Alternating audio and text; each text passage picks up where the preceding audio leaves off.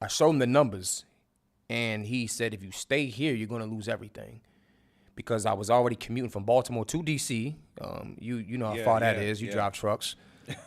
So I'm doing that, but I have a gym also as well that I co-owned at the time. When did you sleep?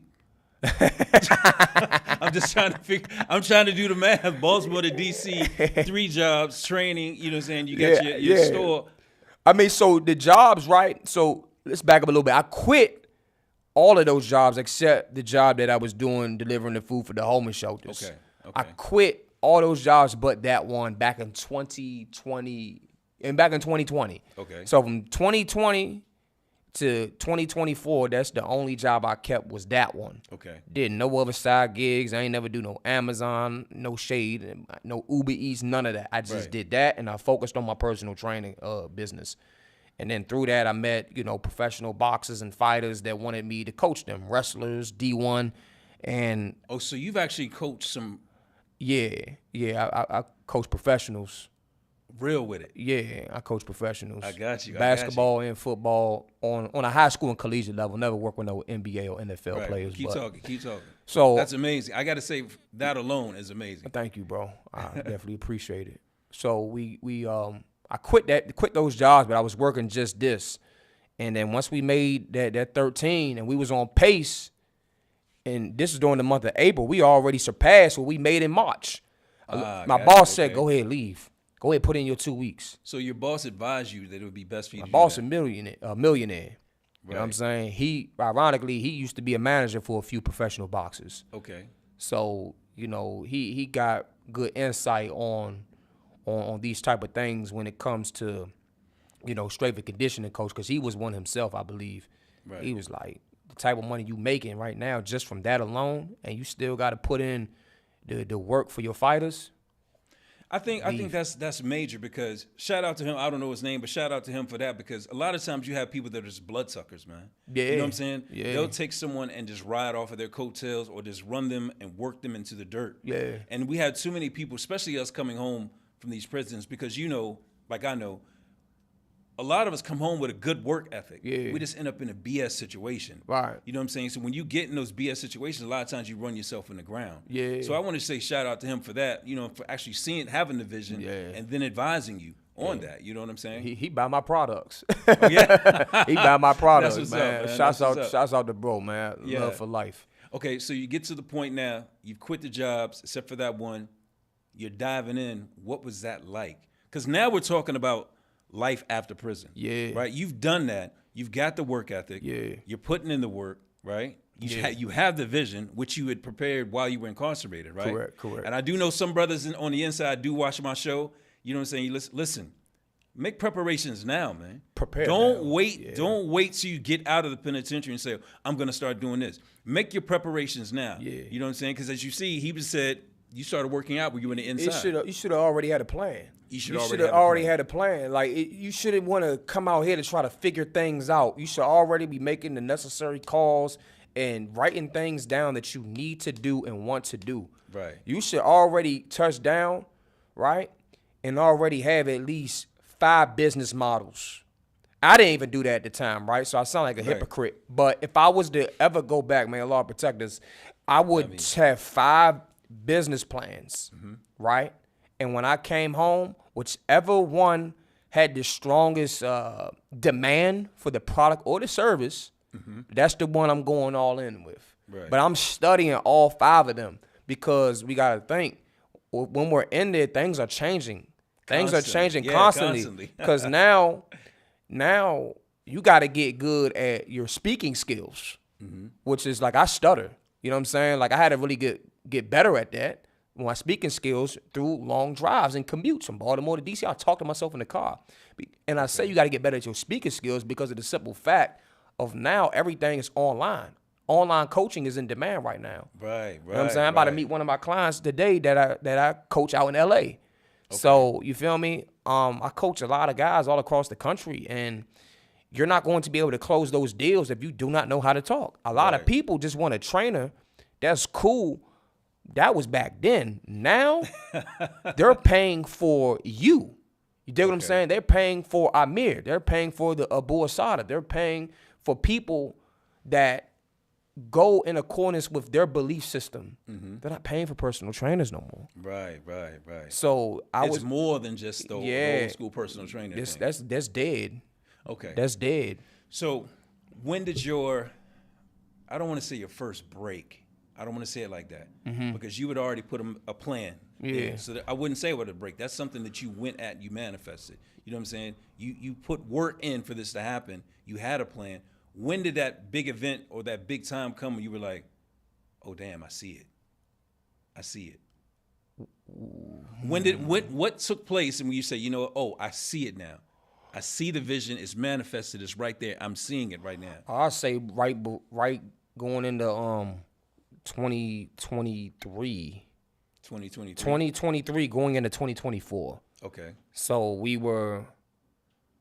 that's when I started traveling to compete. Was in 2023. I would go. So when you say compete, is this the calisthenic battles? Yeah. Because that's where I originally seen you. You was headbutting somebody, and I was like, whoa, what's going on here? You know what I mean? But then I started to watch it, and I was watching more and more and more, and I was like, yo, this is what's up because you guys had like, I saw the camaraderie, I saw the competition, I saw all that going on, but it was something I hadn't seen before. Yeah. Like I hadn't seen anybody.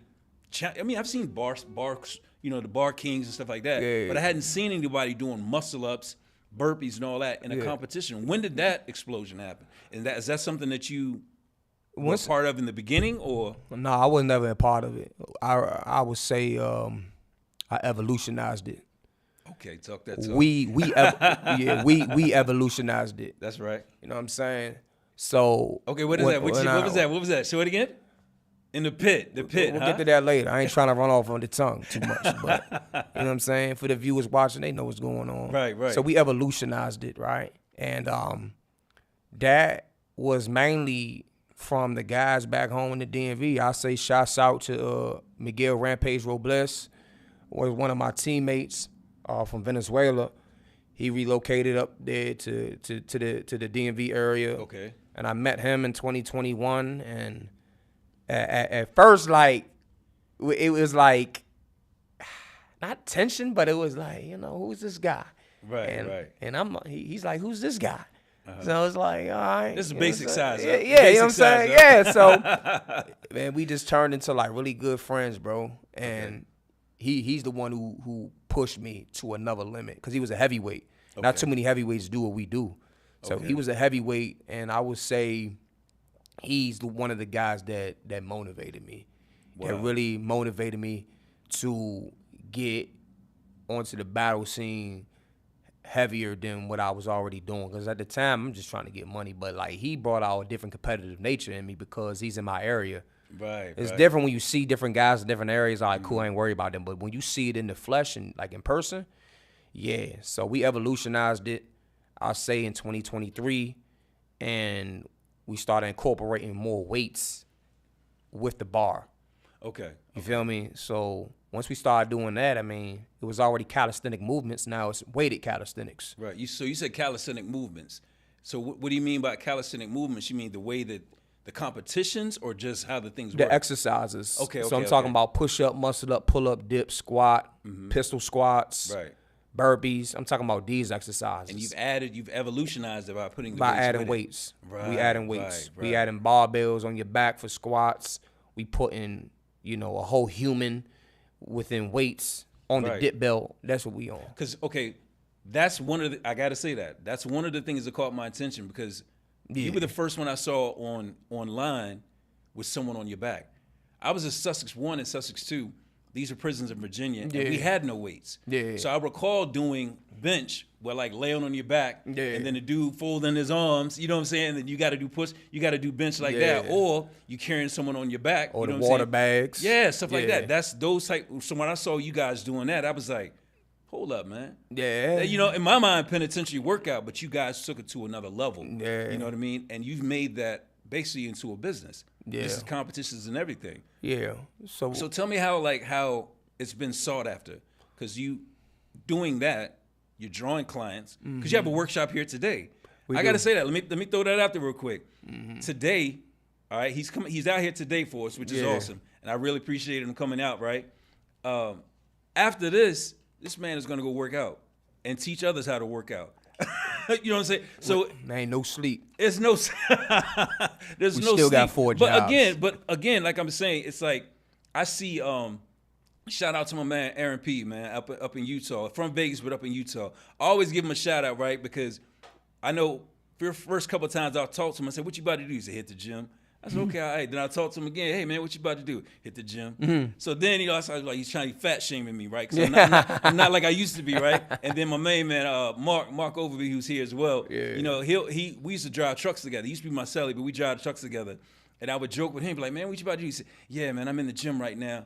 I said, "Okay, all right." Then I talked to him later on. "Hey, all right, what you doing?" "Yeah, man, I'm in the gym right now." I don't care. Okay, I'm a little chunky now. But I'm saying, but for you guys to do that and revolutionize it or evolve it to where you are, putting some of those old style workouts, I mean, I might get back. You know what I'm saying? I might get back. Come you know on. what I'm saying? Nah, it ain't there. Come on, man. But again, so let's straight to the point. When you get to the point now where you guys are sought after because you're getting clients. Yeah. You said there was at one time there was like a deal that was on the table or something like that. You mentioned we talked about that briefly. Yeah. You said like there was a source that was trying to like, hey, we see what you guys are doing. We're trying to put something behind it. Can you explain that a little bit? I don't want to go into detail about it. Okay. Not for the people.